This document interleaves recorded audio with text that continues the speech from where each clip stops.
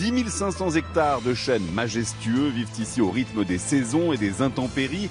La forêt de Troncey dans l'Allier, au cœur de l'Auvergne, est la plus ancienne chênaie d'Europe.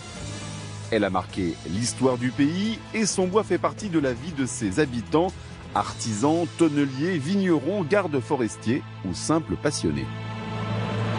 Bonjour Christelle. Bonjour Loïc. Tu vas bien? Ça va et toi? Ouais, bien. Avec ce froid? Oui, t'as vu, ça faisait longtemps que le lac n'avait pas été aussi gelé. Pour les locaux, voilà, ça fait partie du paysage, ça fait partie du patrimoine. C'est un membre du cercle amical, du cercle familial. C'est une entité à part entière. C'est une certaine fierté aussi d'avoir Troncey comme grand terrain de jeu, entre guillemets. On se promène pas n'importe où. On se promène en forêt domaniale de Troncey.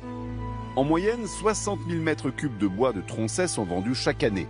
40 hectares sont renouvelés par l'équipe de Loïc, garde forestier. Ces chênes sont réputés dans le monde entier pour la qualité et la finesse exceptionnelle de leurs fibres. On va rechercher à ce qu'ils poussent le plus lentement possible pour avoir la meilleure qualité possible. Le climat participe à ça. Il va être souvent soit une aide parce que les conditions météo sont bonnes, on a des pluies qui sont intéressantes, une croissance avec un peu de chaleur, et puis on va avoir des années où on aura moins de croissance parce que des hivers très froids qui peuvent par exemple provoquer chez le chêne en fait ce qu'on appelle la gelivure. On a des différences thermiques entre le cœur de l'arbre et l'extérieur qui provoquent l'éclatement en fait des arbres. Et la nuit quand vous allez passer en forêt, on a des bruits un peu surprenants, on entend comme des coups de fusil, c'est-à-dire le bois claque.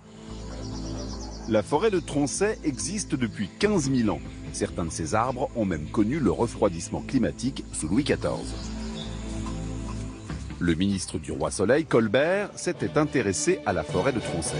Pour répondre à la demande de son roi, Louis XIV, le Premier ministre fait un état des lieux des forêts du royaume et fait un rapport tout à fait élogieux des bois de Troncey. On s'intéresse à la forêt de Troncey pour en faire des bois de réserve pour la marine royale. Mais ce n'est pas la marine qui a fait la réputation de ce chêne, c'est la tonnellerie. On doit l'invention du tonneau aux Celtes, appelés communément les Gaulois, présents en forêt de Troncey plus d'un siècle avant Jésus-Christ.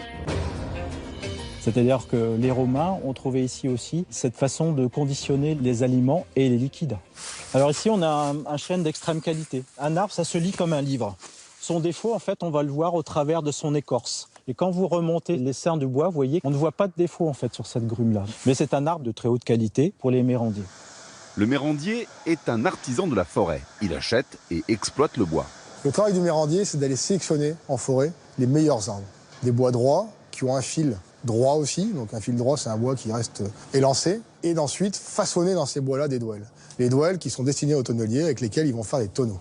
Même si on coupe des arbres, on adore la nature, on adore la forêt, c'est des choses qui sont vitales pour nous. Mais bon, c'est une histoire de famille, voilà. Donc ça a démarré en 1847 et puis qui se prolonge encore aujourd'hui. Pour ma part, je suis la 7e génération d'Assyrie. Camille fabrique donc des douelles, ces planches de bois qui permettront l'élaboration du tonneau. Le froid en hiver bloque la sève des arbres, l'hiver est donc la période de l'abattage en forêt. Le chêne est ensuite stocké minimum 2 ans en extérieur. Les bois vont être lavés par les intempéries. Donc la pluie va permettre au bois de se laver de son tanin. C'est assez paradoxal, mais pour sécher le bois, il faut l'arroser. Le chêne de la forêt de Troncey est très réputé puisqu'on a des bois qui poussent très lentement. Donc on a des structures très fines et des grains très fins. Ensuite, après, il y a des propriétés organoleptiques, mais là, c'est plutôt la partie tonnelier qui vous en parlera mieux que moi. Le chêne de Troncey est destiné à l'élevage de grands crus, de liqueurs et de spiritueux partout en France, dans le monde entier, mais aussi au cœur de la forêt, chez David, producteur de whisky. En fait, il y a une alchimie qui se fait entre le bois et l'alcool, donc là en l'occurrence le whisky. Le Troncey a une fibre de bois très fine et donc va permettre de diffuser de manière progressive le tanin dans le temps, alors que un chêne à grain plus grossier va diffuser de manière plus importante, plus agressive du tanin. C'est pas forcément mieux ni moins bien, mais ça va donner forcément un goût et une palette aromatique différente. Les premières notes qu'on va avoir, c'est surtout le côté vanille, réglisse, clou de girofle, et dans un second temps, le côté fruit à coque. Les fibres très serrées de ce chêne limiteraient la part des anges, c'est-à-dire l'évaporation du liquide. Mais hélas pour David, l'humidité de la région la favorise. L'évaporation du whisky est en moyenne de 3% par an. Au fil du temps, la renommée des tonneaux en chêne de Troncey a aussi poussé les artistes à le travailler comme Philippe. Et c'est un bois qu'on peut utiliser aussi en ébénisterie pour faire du plaquage, du bois tranché. Et moi, je l'utilise pour faire des objets décoratifs. Il est très dur, mais on peut le sculpter.